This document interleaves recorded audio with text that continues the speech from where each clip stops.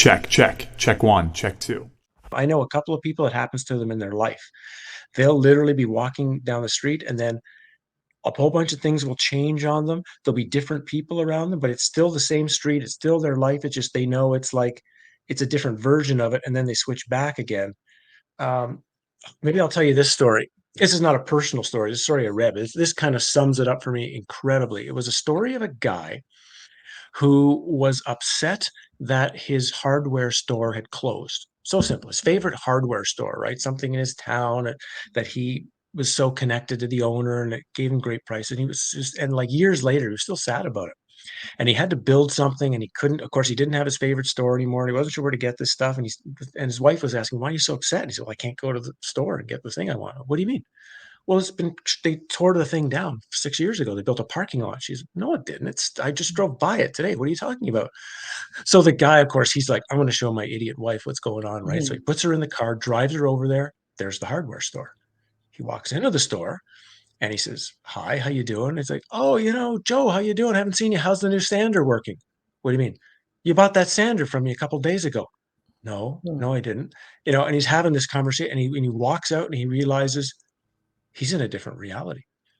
Because in his reality, he's clear that store was gone. Did he And find the now he's in a sander? reality.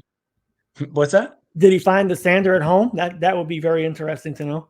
No, so he found none of that stuff. He literally all of the things that I think he didn't find. I don't remember the whole detail, but that was his start.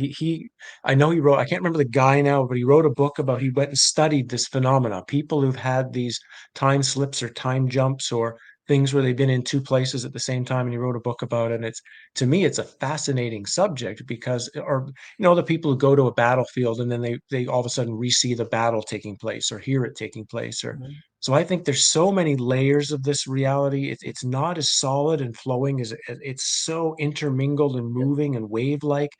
Things come in, things go out, and I think that makes it really, really confusing that if something like that happens to you and you have nobody to get help from, you might think you're crazy. Yeah, I Do, thought. Go ahead, I was Joe. going to say, Howdy, do you have any idea of the title of that book or the author? No, but I can try after we're done to do a little Google searching on it, and if I find it, I'll let you know. So on that Lions Howdy, about 4.5 years ago, I started to doubt my reality and what was going on. I hit my suffering point, and for me, it was disease. So I started looking on YouTube how to heal the body. I looked into the placebo effect. I looked into like the things that made no sense in this world. Like for instance, the Guinness Book of World Records for push-ups is like 10,500 and something without stopping, which is absolutely ridiculous. Like if you think about that, that's one of the things that I was looking at. Like there's no way. There's no way this is a real reality. So your mind's creating all this stuff. I have to look that up. Yep, 10,500 and I think one, I believe. But I mean, why would he stop there? Is the question. He probably just got bored. Um, but but but the thing is, like as you go through these things in life and you start seeing these things, you start really doubting your reality.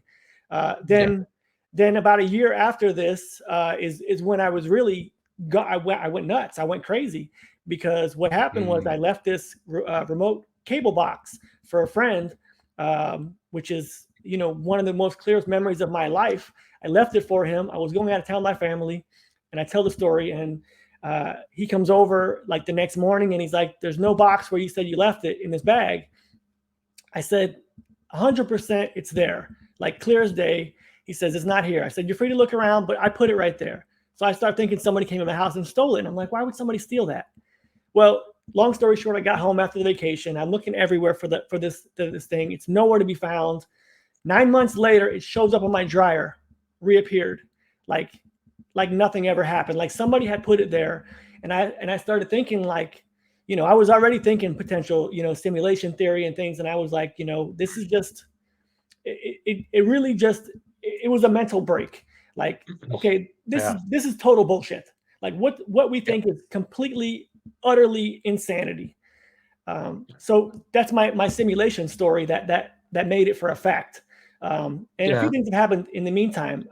I'll let you talk now, but Yeah, no, there's similar stuff for me like 20 years ago where reality began breaking down all around me. My exercises were going I was so intense with what I was doing. And mhm, the culmination point, I was with my girlfriend watching TV, and where she lived, the wall of her house had like just a small window, but you really couldn't see. I had to walk to it to see out. And there was a little parking lot in front of it. And I said to her, "Oh yeah, your sister's coming over." "What do you mean?" "Your sister just parked. She's walking up." Like, I'm just, it's obvious. You can see her. She knocks on the door and goes, lets her in. My girlfriend comes back and says, "How do you know that my sister was coming over?" "Well, you can see it. She's right there. You can see the car." I said, "Howdy, that's a wall." And only when she said that, the wall filled back in. And I realized that for me at that moment, the wall just didn't exist. I was seeing directly outside without the wall there. wow. And I started having I got to the point where I was holding on to chairs when I sat down because I wasn't sure the chair would still be there when my butt hit the seat. That's how weird reality How got. long into your investigation did that happen? Were you going through this roughly? A It couple took years, it took a about year, 3 years to get 3 to years? that level. Yeah, and then it lasted about 3 or 4 months, kinda off and on like that, and, like you, I kinda started just I couldn't handle it anymore because it's like I mean, I got my message, right? Reality's transparent, it's not solid, it's a dream, but man, is it difficult to navigate in a situation like that, and I kinda had to switch that off Mhm, because it was becoming almost impossible to function, and, so I got to that point. That was, like, early 2001 when that happened. I went to see the Korean monk again. He was living in Hawaii at that time, not, like, because he was rich or had money, just that's where he wound up, and some people were looking after him. He's, 80 years old. And I was right there when 9/11 happened. So I was with this monk when and one of the things that had been challenging for me, okay, so I'm digging apart reality, I'm digging apart the simulation theory, I'm digging apart all this stuff, but all of this goofy conspiracy crap, governments are running things and they do this, and mhm. I didn't even hear it, it was just like, "Please don't talk crazy talk It like was that to me," noise. Yep. yeah, yeah, and then all of a sudden, I was there in Hawaii when that happened, and it was something the combination of the timing and being with him and the exercises I was doing down there. When I got up late on the TV and was seeing the replays of it, I just turned to a friend I was there and said, "Wow, all that stuff you're talking about, it's 100% true." It was like an instantaneous, "It's all true." Mm. And then I just spent 6 months to do the research so that I could have the the words and the knowledge behind it, but I didn't need to study it at that point. All of that area, what we might call, I guess, conspiracy theory type stuff Mhm. now was like it was just instantaneously known in that second when I watched the screen. And I think that happened for a lot of people. That moment did a lot of stuff for people, just like the last 3 years in a different way with how insane the world got, has done a lot of stuff for people to see that the Yeah, world is to wake them insane. up. Yep. They've kind of felt it beforehand, but they didn't really have a easy explanation or description of it. And then these last 3 years, now it's for so many, it's like, it's obvious. Just look.